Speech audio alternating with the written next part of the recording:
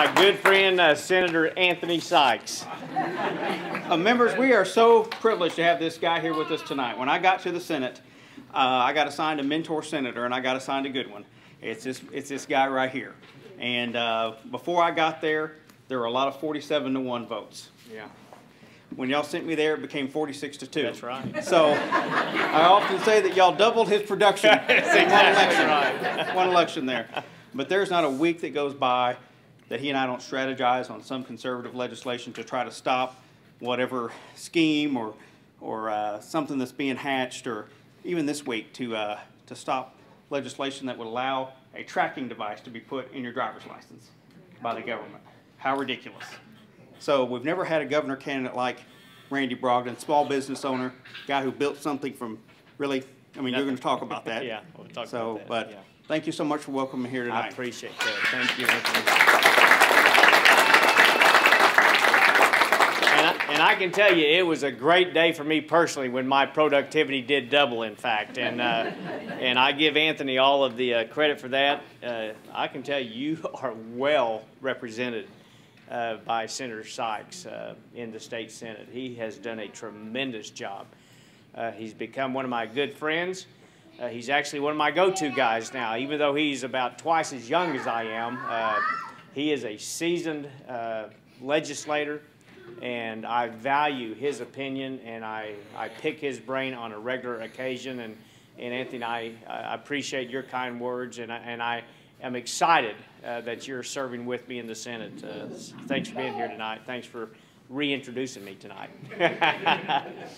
You guys are in for a treat tonight. Not just because I'm here, but because I brought my wife with me. Hun, come on up here. And I want to...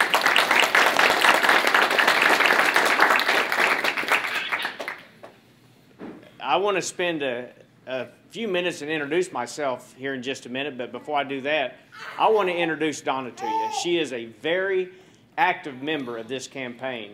She's a vital member of this campaign. And as we travel the state together, sharing our vision of what Oklahoma should be about and how we can get there, I'm excited when I have the opportunity to bring her with me. Now, Donna is she kind of gets the short end of the stick because she works a full-time job.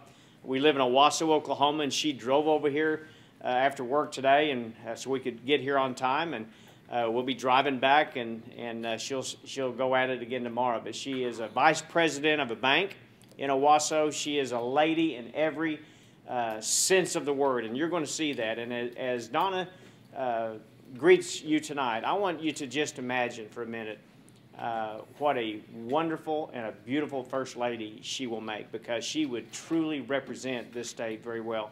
So would you please welcome my wife, Donna.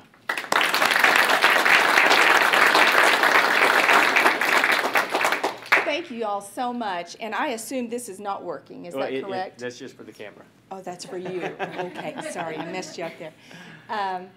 Thank you for giving us the opportunity to be here and giving us the wonderful opportunity to meet you.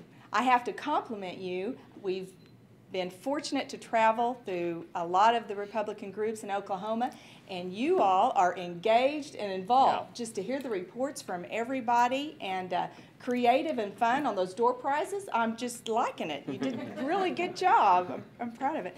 Plus, I am happy to be in Senator Sykes' country. We are very proud of him, as my husband said, and just want you to know that you are very well represented at the Capitol by him.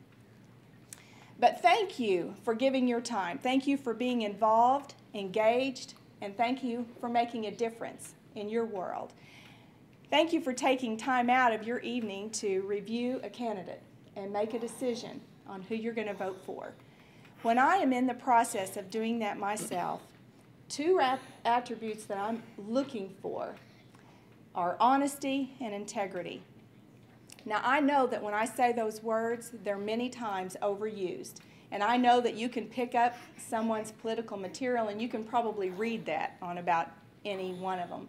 But what I'd like to do is give you a couple of reasons why I would use those words to describe my husband.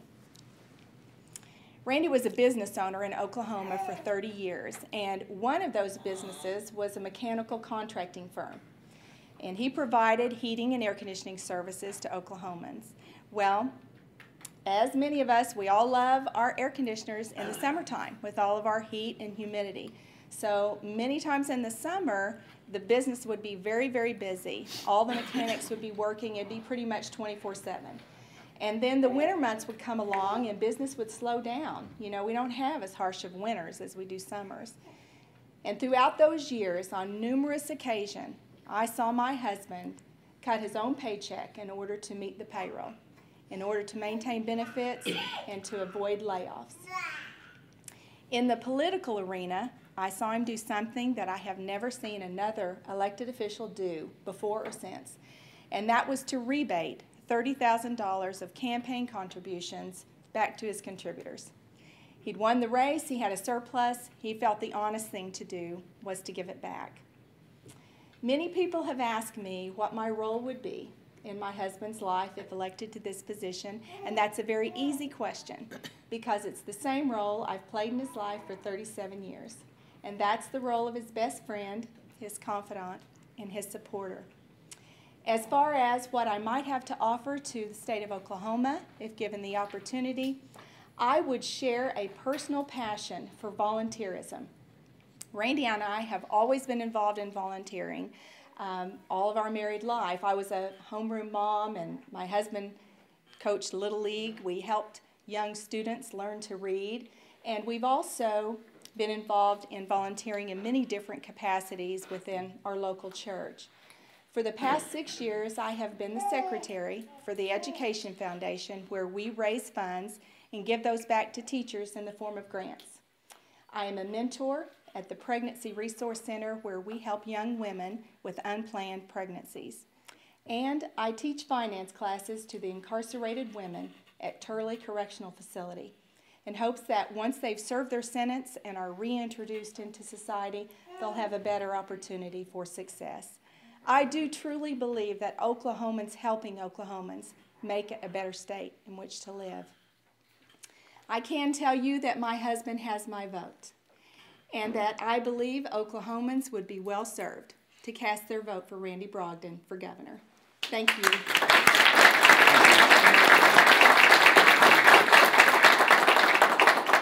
You see why I like to bring her with me? She makes me feel good.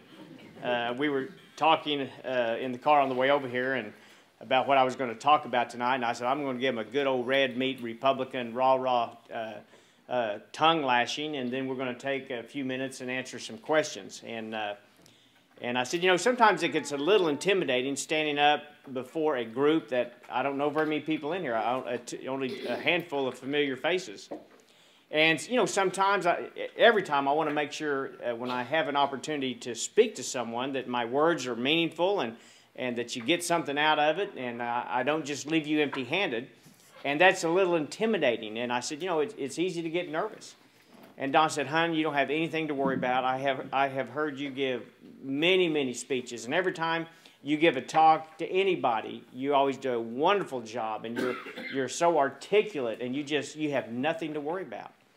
So I was feeling pretty good about that. And then, as wives often do, she decided to give me a little advice. She said, honey, just remember, when you're up there talking tonight, don't try and be funny or act intelligent. Just be yourself. So I guess that was helpful. I don't know.